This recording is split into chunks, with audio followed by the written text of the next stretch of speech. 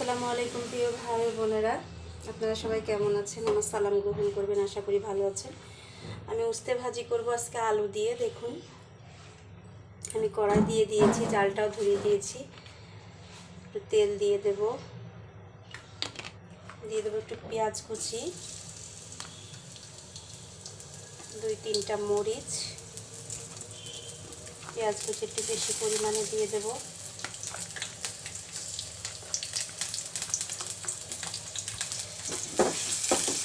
ভাজিতে মরিচ দিতে হয় না, তারপরেও দিলাম,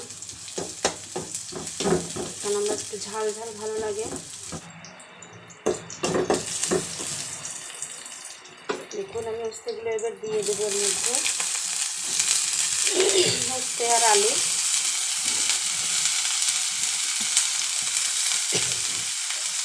একটু হলুদ গুঁড়া, একটু লবণ,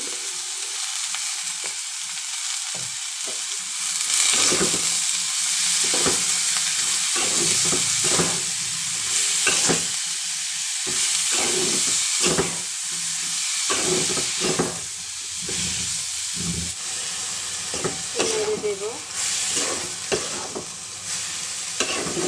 অন্ধকার হয়ে আসতে বৃষ্টি হতে পারে আবার।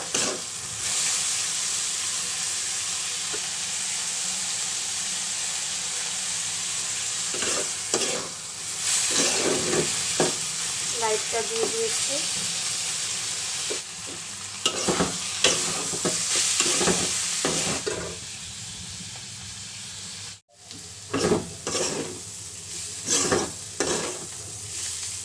তেল দেব। উস্তে ভাজিতে যদি তেল না হলে ভালো লাগে না।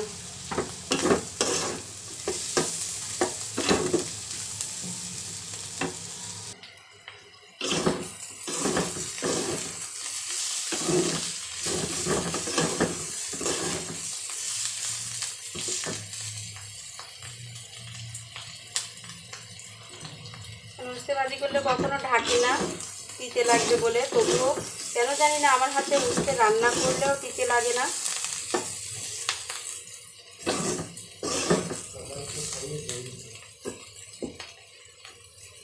এটা সত্যি, সবাই খেয়ে দেখিনি, তারপরেও আমি বলছি সত্যি, উস্তে আমার হাতে রান্না করলে তিতে লাগে না, একটু কমই তিতে লাগে।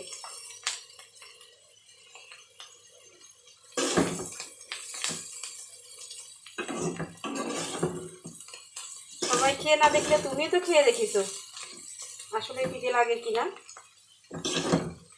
দর্শক, আমি সাক্ষী হয়ে থাকলাম,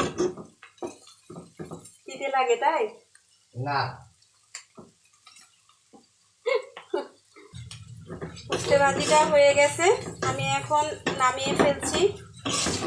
আমার উস্তে ভাজি কমপ্লিট। দেখুন, উস্তে ভাজিটা হয়ে গেছে।